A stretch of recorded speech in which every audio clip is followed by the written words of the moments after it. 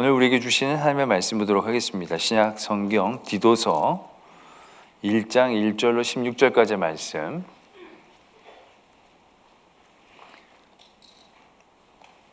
제가 가지고 있는 신약 성경 348면에 있습니다. 디도서 1장의 말씀, 저와 여러분들이 한 절씩 교독드리도록 하겠습니다. 하나님의 종이요 예수 그리스도의 사도인 나 바울이 사도된 것은 하나님이 택하신 자들의 믿음과 경건함에 속한 진리의 지식과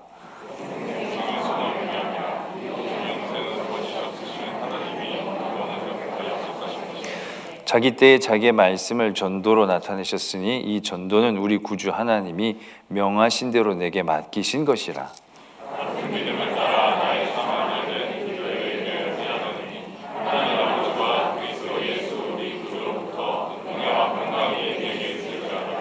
내가 너를 그레데에 남겨둔 이유는 남은 일을 정리하고 내가 명한 대로 각 성에 장로들을 세우게 하려 함이니,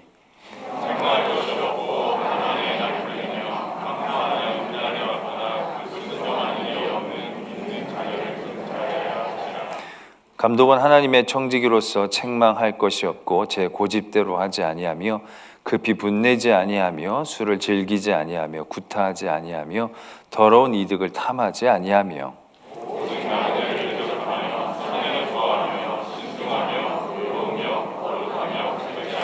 미쁜 말씀의 가르침을 그대로 지켜야 하리니 이는 능히 바른 교훈으로 권면하고 거슬러 말하는 자들을 책망하게 하려 함이라.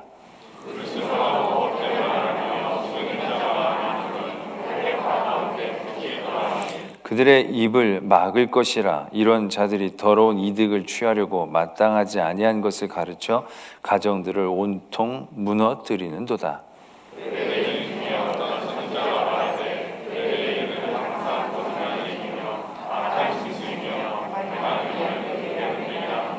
이 증언이 참되도다. 그러므로 내가 그들을 엄히 꾸짖으라. 이는 그들로 하여금 믿음을 온전하게 하고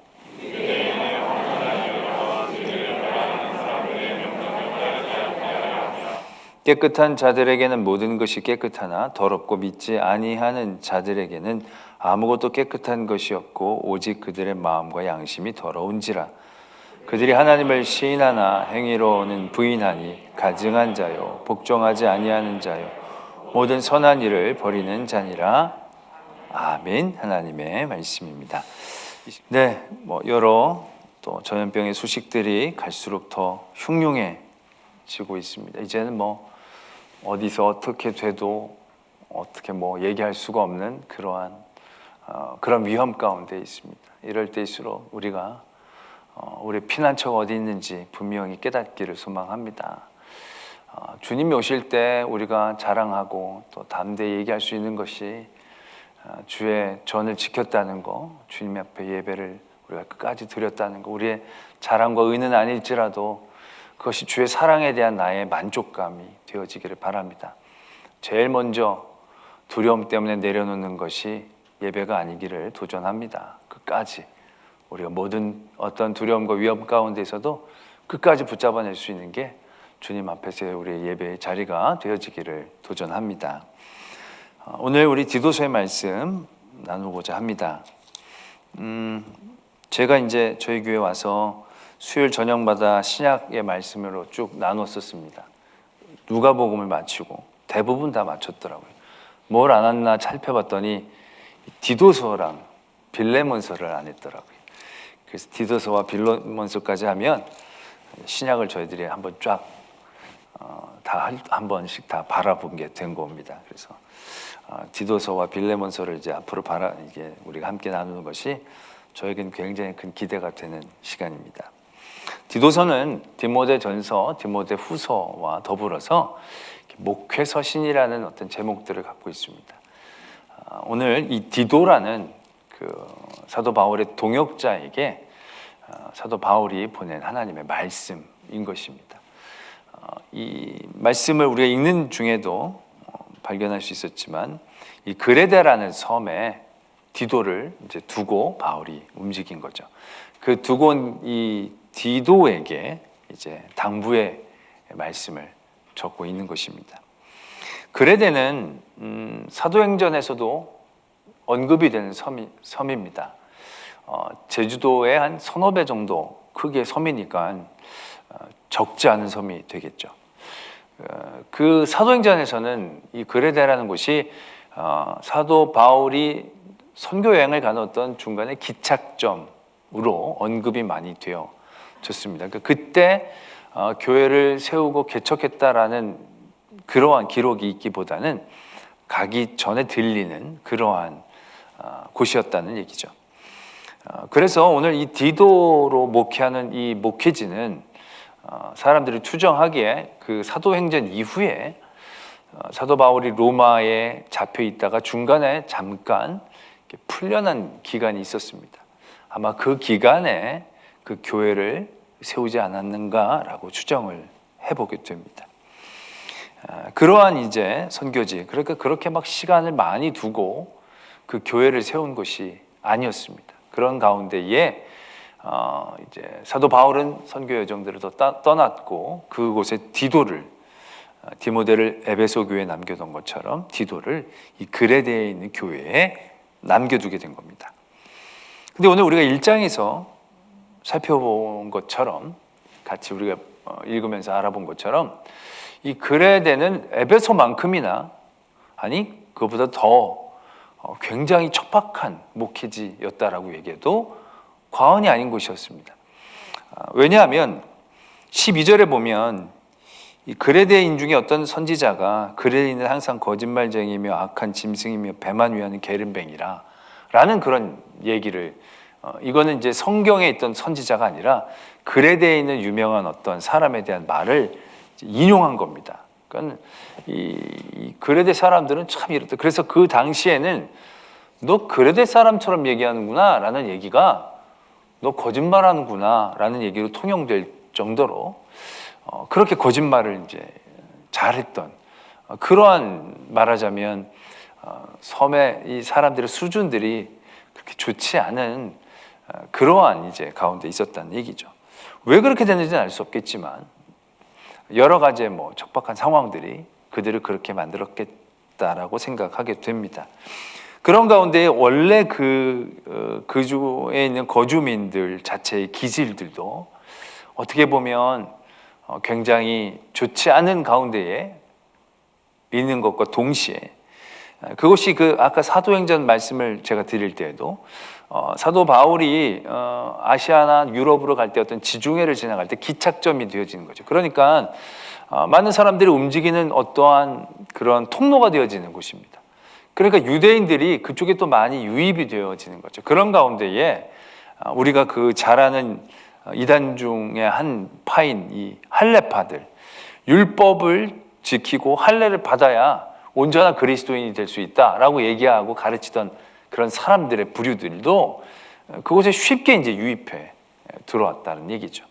그러니까 아직 이 디도가 목회를 시작할 때는 그 5절과 6절에서도 그렇게 적혀져 있죠. 내가 너를 그레데 남겨둔 이유는 남은 일을 정리하고 명한 대로 각 성의 장로들을 세우게 하려 함이니라고 이제 적혀져 있습니다. 그러니까 어떤 교회가 제대로 세워지고 조직화되기도 전에 먼저 이제 사도 바울은 복음을 전하고 믿음의 사람들이 함께 모여 있을 때 떠나게 된 거고요.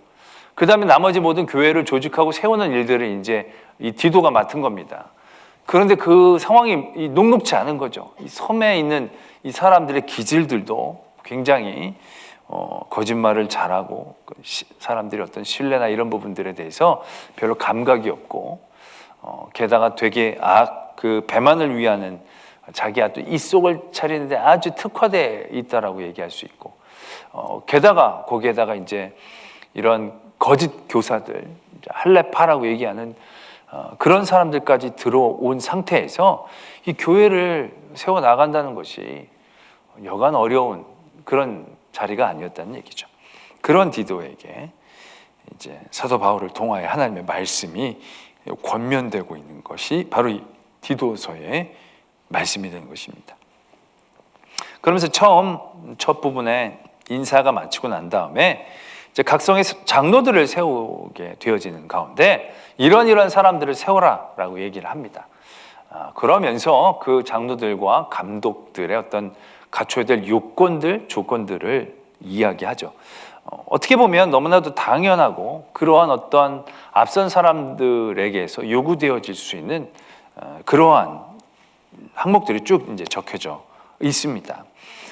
물론 이렇게 완벽하다라는 것을 얘기하는 건 아니지만 책망할 것이 없고 한 아내 남편이어야 되고 그 자녀들이 방탕하거나 비난을 받거나 불순종한 일이 없는 자녀들을 둔 한마디로 가정이 화목하고 간정이 온전히 세워져서 그 힘과 에너지가 가정으로 별로 쓰여지지 않아도 함께 가족들이 동역해서 교회를 세워갈 수 있는 그러한 사람이어야 할 것이고 또 그 중에서 또 감독으로 세워질 사람들은 자기 뜻대로 자기 원하는 대로 하는 그런 사람들이 아니고 급히 분내지 않고 술을 즐기지 않고 구타하지 않고 더러운 이득을 탐하지 않고 이렇게 적혀져 있습니다. 그리고 나서 나그네를 잘 대접하고 선행을 좋아하고 신중하고 의롭고 거룩하며 절제하고 미쁜 말씀의 가르침을 그대로 지켜야 할 것이다 라고 말씀이 적고 있습니다.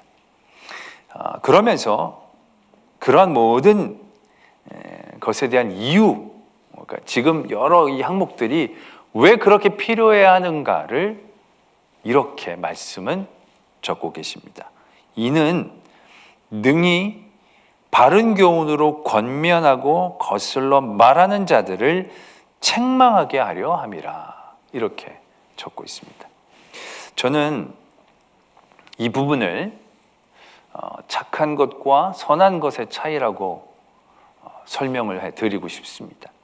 그러니까 하나님의 사람들은 착해야 합니다. 그 삶이라든지 성품이라든지 사람을 대할 때 모든 것들이 착해야 합니다. 그런데 그런 착함이 그냥 착함으로 머무르는 것을 의미하는 게 아니라는 것입니다. 착한 것에 이유가 있다는 것입니다. 내가 왜 착하냐? 내가 착해서 착한 게 아닙니다. 내가 착해야 되냐? 내가 복 받으려고 착한 게 아니라는 것입니다. 그 착한 것이 선한 것이 되기 위하여 착해져야 한다는 것이죠. 더 쉽게 말하자면 내 착함이 내 착함으로 머무르는 게 아니라 이 착함이 선한 영향력으로 전해지기를 도전해야 한다는 것입니다. 감독이나 장로님들이나 여러 가지 어떤 조건들이 필요한데 왜 이런 조건들이 필요해? 아까 제가 가정이 해야 집중할 수도 있고 뭐 여러 가지가 있을 수 있죠. 착하면 마음도 온유하고 여러 가지 좋겠지만 결국 그런 사람들이어야만 선한 영향력들을 펼칠 수가 있다라는 것이죠. 내가 적극적으로 나그네를 잘 대접하고 선행을 신중하고 의롭고 거룩하고 절제하는 이 모든 것들이 혼자서 수도하려고 하는 것이 아니라 그런 모든 일들을 통해서 바른 교훈으로 사람들을 권면하고 그렇지 못한 사람들을 가르쳐 책망할 수 있는, 그래서 그런 선한 영향력으로 그 일들이 넘어갈 수 있게 하는 데까지 그 이유가 있는 것임을 말씀은 가르쳐주고 계신다라는 것입니다. 우리의 믿음도 이와 비슷한 성격을 갖고 있습니다. 이 착함과 선함. 우리의 믿음은 어떻게 보면 착함으로 멈추려고 할 때가 있습니다. 내가 하나님 잘 믿고 내가 하나님 앞에 바르게 행동하고 굉장히 중요합니다. 그리고 그것이 또 하나님과 나의 관계에서 굉장히 중요한 역할을 감당하는 것이기 때문에 또 그러한 부분들이 분명히 요구가 되어지는 거죠. 그러나 그것이 다가 아닙니다. 왜냐하면 하나님과 나와의 건강한 관계가 온전하게 건강하게 하려면 하나님이 내게 부탁하신 그 부분들이 채워져야 한다는 것이죠. 하나님이 내게 부탁한 것이 채워져야 된다는 그 부분이 무엇입니까? 바로 사명이 되는 것이겠죠. 가르쳐 지키게 해라. 증인이 되라. 그러한 우리에게 원하신 내가 너희를 사랑한 것과 너희도 서로 사랑하라. 결국 내가 하나님을 사랑하고 하나님의 사랑에 대한 내가 온전한 깨달음이 있어지려면 그 사랑이라는 것은 내가 하나님을 온전히 사랑하는 것으로 딱 끝나는 게 아니라는 거죠. 그 사랑은 거기에서 멈춰서는 안 되는 거예요. 멈출 수가 없는 것입니다. 어떻게 보면 그 사랑으로 충만해지게 될 때 그 사랑을 나타내고 전해야 할 수밖에 없는 것이죠. 그 사랑이 나만을 위한 사랑이라면 이건 굉장히 잘못된 사랑이죠. 나만 이렇게 사랑받을 수 없다. 나만 사랑받는 건 이건 죄다. 전하지 않으면 이건 죄다. 라는 어떤 그런 내가 받는 은혜에 대한 감격스러움이 있어야 되는 거죠. 그리고 그것을 나가서 전해야 하는 것이겠죠. 제가 전에도 그런 예를 말씀을 드린 적이 있었던 것 같은데, 제가 교회 학교 교사 하던 시절에 제가 중등부를 맡았었는데, 제가 중등부 교사를 맡으면서 내가 이 반을 부흥시키리라. 나에게는 자질도 있고 믿음도 있고 여러 가지로 내가 부흥시킬 만한 나는 모든 요소들이 있었고, 또 많은 교회 학교 다른 이 분들이 나를 바라보면서 이야, 나중에 신학을 할 사람이고 목사님 아들이고 뭐 여러 가지로 괜찮아서 저 반이 되게 부흥하겠다, 뭐 그런 기대감을 제가 받았죠. 그래서 제가 진짜 아이들 열심히 가르쳤습니다. 다른 반이 나를 쳐다볼 정도로 열심히 가르쳤습니다. 그리고 제가 없는 용돈을 모아서 한 달에 한 번씩 햄버거를 사줬습니다. 그 당시 햄버거는 진짜 엄청난 간식입니다. 정말 저는 진짜 허리띠를 졸라매고, 내가 지금 이렇게 하나님의 큰 은혜를 받는 건 그때 안 먹고 안 입고 연애 안 하고 그리고 내가 아이들에게 투자했기 때문이지 않겠나 싶은 생각도 있습니다. 그래서 애들한테 햄버거를 한 달에 한 번씩 사줬습니다. 6명이 출석을 했는데 나중에 연말 끝날 때 6명이었습니다. 죽어라고 부흥이 안 되는, 옆에 아주머니 집사님 반은 막 부흥이 되는데 이분은 애들이 듣지도 않아요. 나만 보는데 얘네들은. 그런데 이 반은 막 부흥하는 거예요.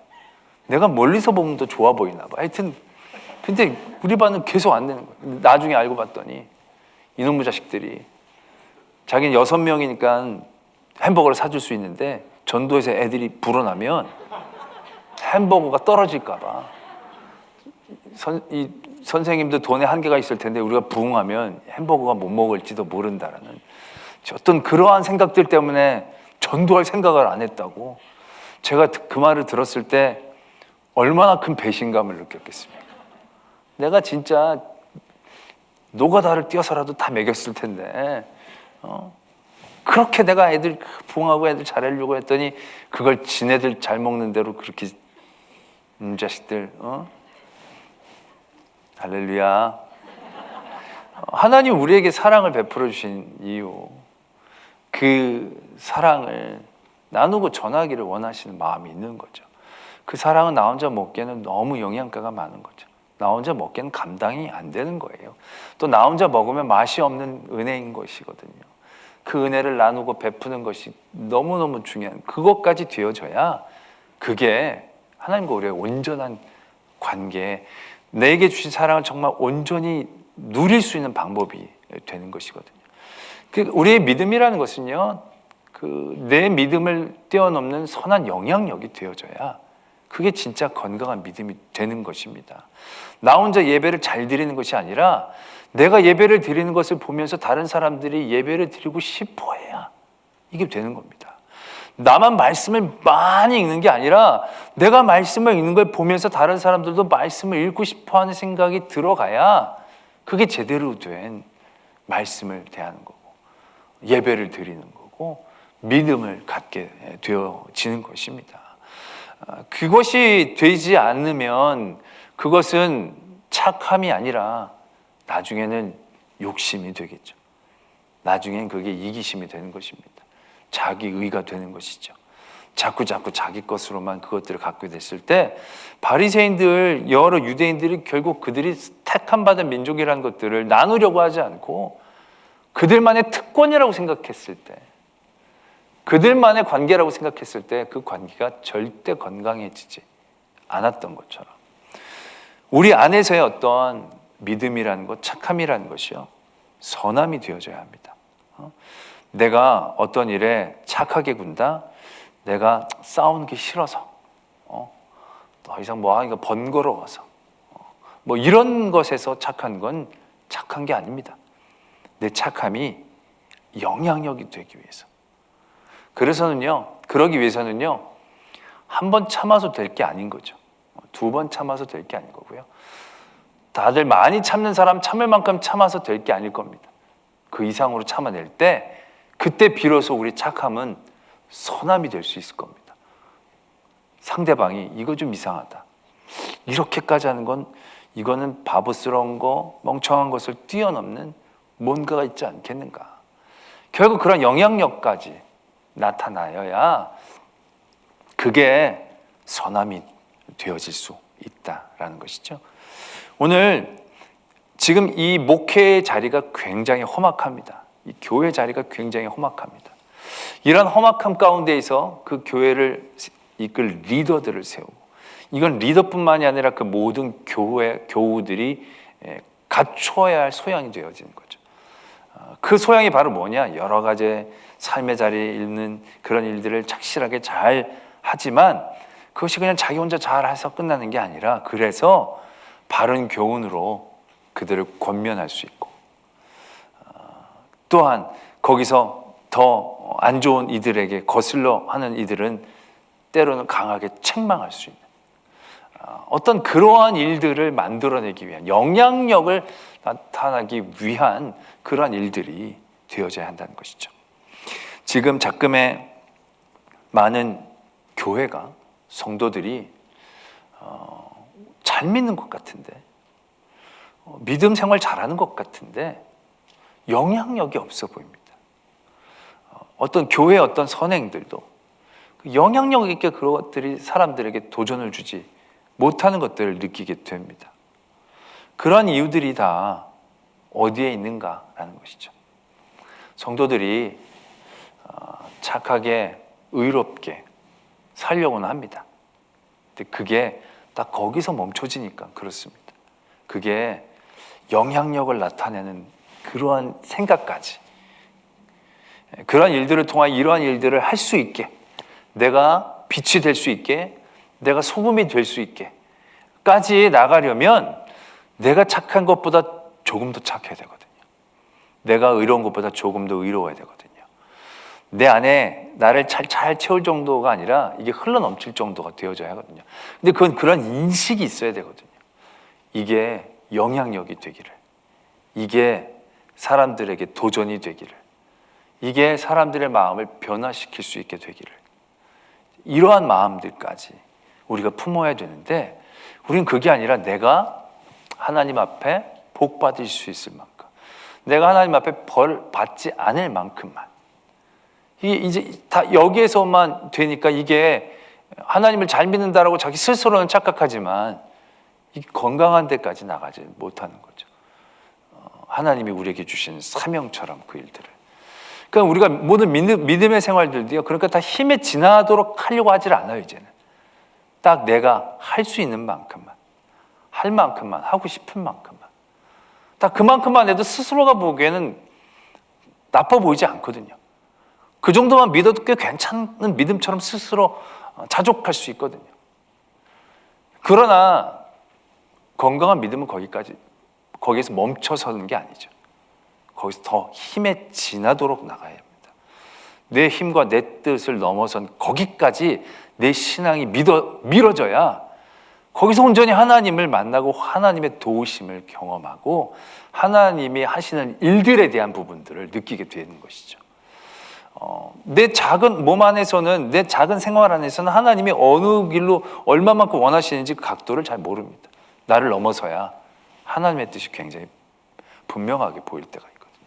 방향성들이 더 내가 굉장히 잘못된 방향성으로 나가고 있구나라는 것을 깨달을 때가 있거든요. 그러한 착함에서 선함으로, 내 안에서 영향력으로, 뭐 대단한 사람들만 영향력을 미친 대로 나가라는 게 아니지 않습니까? 모든 하나님의 사람들은 그러한 영향력을 가지라고 얘기하거든요. 너희는 빛이 되라, 소금이 되라, 증인이 되라. 다 이렇게 얘기를 하시잖아요. 몇몇 사람들에게만, 특혜적으로 지도자들에게만 요구되어지는 게 아니라 모든 믿음의 사람들이 이 땅 가운데에서 하나님으로부터, 예수 그리스도로부터 명령받은, 요구되어지는 덕목이 되어진다는 사실들을 우리가 깨달아야 한다는 것입니다. 그리고 나서 이제 그 그레데 교회의 안 좋은 그런 이들에 대한 경계에 대한 얘기를 하고 있습니다. 여기서 보면 그들의 입을 막고 그들을 엄히 꾸짖고, 나중에 3장에 보면 그러한 이제 이단에 속한 사람들을 멀리하게 되어지는 이제 그러한 이제 도전을 하고 계십니다. 이 부분이 굉장히 쉽지 않은 부분이 되기도 합니다. 그러니까 우리가 사랑으로 그들을 품고 이해하는 것과 그들을 진리로 분별하고 그들을 대하는 것과 구분하는 게 쉽지 않을 때가 있습니다. 저는 거기서 이러한 기준을 말씀을 통해서 좀 제시를 하자라고 한다면 부족한 사람과 악한 사람에 대한 구분이 있어야 됩니다. 그러니까 사람들이 좀 모나게 행동하는데 이게 부족해서 그런 사람들이 있어요. 그런 사람들은 우리가 품어줘야 됩니다. 사랑해줘야 되고 기다려줘야 되겠죠. 그런데 그것이 부족함이 아니라 악함일 때가 있습니다. 그럴 때는 우리가 경계해야 되고요, 꾸짖어야 되고요, 어떻게 보면 싸워야 할 그런 구분이 되어져야 한다는 거죠. 그런 구분들이 어떻게 되어지느냐 하면 이게 화를 내는 사람들을 예를 들어서 말씀을 드리자면 그냥 화를 내는 사람들은 부족한 사람일 때가 많습니다. 그런데 화를 내는데 다른 사람들도 같이 화나게 조장하고 요구하는 사람들이 있습니다. 같이 화를 내자, 그렇게 얘기하는 사람들이 있습니다. 이런 사람들은 부족함을 지나친 악함에 가까운 사람이라고 의심해 볼 필요가 있습니다. 왜냐하면 같이 무엇을 하자라고 하는 그 안에 결국 다른 사람도 같이 화를 내게 만들면서 자신의 이해를 추구하는 상황들이 이루어지기 때문에 그렇다는 얘기죠. 오늘도 보면 이 할례파라는 사람들이 자신들은 율법을 지키고 할례를 받아야 더 좋겠다는 생각을 가진 사람들도 있을 거예요.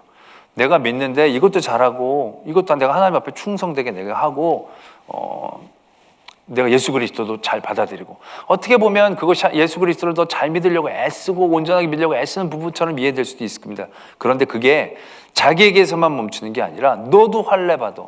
너는 왜 할례 안 해? 넌 율법 왜 안 지켜? 율법 안 지키면 제대로 믿는 거 아니야 라고 다른 사람들을 조장하는 거죠. 그렇게 조장하면서 그들이 정말로 잘 믿게 하기 위한 것일 수도 있겠지만 대부분 그런 사람들의 마음은 자기의 영향력을 내가 갖고 있는 것들을 나타내고 내가 저 사람보다 더 위에 있는 것들을 강조하고 그러니까 자기 어떠한 형식의라도의 어떤 이해를 만들어내는 그러니까 화가 나서 화를 내면 이건 부족한 사람일 때가 많습니다. 그런데 같이 화를 내므로 인하여 내가 무엇인가를 더 얻게 되기 위해서 다른 사람들과 같이 화를 조장한다면 이건 경향성을 갖고 있는 사람이기 때문에 악한 사람일 경우가 많다라는 얘기죠. 그래서 오늘도 보면 이 할례파 가운데 특별히 속이고 불순종하고 헛된 말을 한 사람들이 많다. 솔직히 불순종하는 건 누구에게나 있을 수 있는 일입니다. 우리의 연약함 때문에 부족함 때문에 불순종할 수도 있습니다. 근데 이 할례파의 불순종은 단순한 그러한 부족함의 불순종 뛰어넘고 있다는 거죠. 그 불순종을 통하여 그들은 그들의 이해를, 이익을 추구하려고 하는 경향성들을 갖고 있다는 거죠. 우리 이렇게 보면 막 그냥 화를 내는 사람은 다혈질적이고 말하자면 부족한 인성일 수가 있습니다. 근데 자꾸 옆에 화를 부추기는 사람이 있습니다. 너희 가만히 있으면 안 돼. 화내야 돼. 이런 사람들은 자기는 화를 많이 내는 것처럼 화를 별로 안 내요. 다른 사람들을 막 화나게 만들어요. 왜 그런 사람들을 화나게 만듭니까? 그들의 화냄을 통하여 자기 어떠한 것들을 추구해서 만들어낼 수 있으니까 그런 일들을 자꾸 조장하죠. 정말 화내려면 자기 혼자 화내지 왜 다른 사람들의 화를 막 조장하겠습니까? 그 일들을 통하여 자기가 이해관계를 만들어낼 수 있으니까. 이건 이미 경향성이 그렇게 향하여진 사람들이라는 거죠. 이런 사람들에 대해서는 굉장히 강하게 꾸짖어야 한다는 것입니다. 그게 악임을 얘기해야 한다는 것이죠. 부족한 사람들은 이해하고 격려하고 받아들여야 되겠지만 경향성을 갖게 되어지면 악한 것이 되어진다는 거죠. 그래서 오늘도 보면 그러한 사람들에게 대하여 입을 막아라. 그들은 더러운 이득을 취하고 마땅하지 않은 것을 가르쳐 온통 무너뜨리려고 한다는 거죠. 그러니까 부족한 사람들은요, 부족해요. 근데 그 부족한 것들로 영향력을 끼치려고 그러질 않아요. 근데 악한 사람들은요, 자기의 부족함을 영향력으로 만들어요. 내가 갖고 있는 부족한 생각들을 영향력으로 만들어서 다른 사람들도 그렇게 하게 해요. 다른 사람들이 그렇게 하기를 바라고 그렇게 조장하고 이끌어가요. 그럼 어떤 분이든지 늘 어떠한 불평하는 사람들은 있어요. 어떤 일들에 늘 만족할 수는 없겠죠. 근데 그 불평한 사람들을 모으려는 사람들이 있어요. 불평한 사람들과 함께 하려는 사람들이 있어요. 그런 경향성들을 갖게 되어진다는 것은 상당히 위험한, 단호하게 교회 안에서 대처해야 할 그런 상황이라는 거죠. 이건 뭐 악한 것들에 대한 불평을 얘기하는 게 아닙니다. 어떤 하나님의 복음과 진리에 대하여 그러나 교회의 어떤 부족한 부분들을 부족함이 아니라 불평으로, 세력으로 만들려고 할 때 그것에 대한 단호함을 얘기하고 있는 것이죠. 그러면서 15절에 보면 깨끗한 자들에게는 모든 것이 깨끗하나 더럽고 믿지 아니하는 자들에게는 아무것도 깨끗한 것이 없고 오직 그들의 마음과 양심이 더러운지라. 결국 그 안에 마음의 중심들이 그렇게 경향성들을 갖게 가고 사람들을 이렇게 모으려고 하는, 다른 사람들도 그렇게 하는 영향력을 끼치려고 하는 그 사람의 마음이 정말로 하나님을 위하고 진리를 위한 것이라면 그건 선함이 되겠죠. 근데 그게 내 이익을 위한, 내 세력을 위한 것이 되어진다고 한다면 그것이 겉보기에는 하나님을 위한다라는 얘기가 될지라도, 겉보기에는 하나님을 믿는다라고 얘기하는 것처럼 들려지지만 그 안에는 더 이상 좋은 것이 있지 못하다는 거죠. 교회가 분쟁 가운데 있는 교회를 보면요, 하나님의 이름 안 들먹이는 데가 아무 데도 없습니다. 다 하나님이 있습니다. 그러나 나는 그러한 하나님에 대한 외침이 너무 아픕니다. 왜? 그들의 마음 안에는 하나님이 없어요. 왜? 자신들의 세력, 자신들의 옳음, 자신들의 이해, 거기에 하나님의 이름만 갖다 붙이는 거죠. 그럴 때 그 교회가 참으로 어려워지고 무너지는 일들을 보게 되어진다는 것이죠. 그런 일들에 대해서 우리가 우리 스스로를 늘 바라보고 깨트려야 하는 것이죠. 내 안에 나는 과연 믿음에 대한 어떠한 영향력을 나타내려고 하는지, 내가 잘 믿는 것이 자랑거리가 되고 잘 믿는 것이 다른 사람들에게 우월하게 나타나게 되어져서 너도 이렇게 믿어야 돼 라고 얘기하는 것이라고 한다면 이건 마음이 더러운 것이 되겠죠. 정말로 내가 하나님 잘 믿고 받은 사랑으로 너무 내가 충만해서 이것들을 어떻게 사람들에게 잘 나누고 전할 수 있을까라는 생각 가운데 있다면 이 마음이 깨끗한 사람이 되는 것이겠고요. 그러한 일들을 통해 선한 영향력들, 또 그러한 일들을 통해 정말 바르지 못한 것들에 대한 분별과 구분들을 다른 사람들이 해낼 수 있는 그러한 일들이 되겠죠. 그런데 지금 작금의 한국 교회와 성도들이 분명히 이러한 많은 노력들을 하고 있음에도 불구하고 그러한 일들이 오해로 있는 건 세상 사람들이 워낙 그런 삐딱한 시선을 가지고 얘기하는 것들도 있을 수 있겠지만 무시 못할 것 안에 결국 우리 안에 나의 이득을 취하려고 하는, 이건 뭐 금전적인 이득만을 얘기하는 게 아닙니다.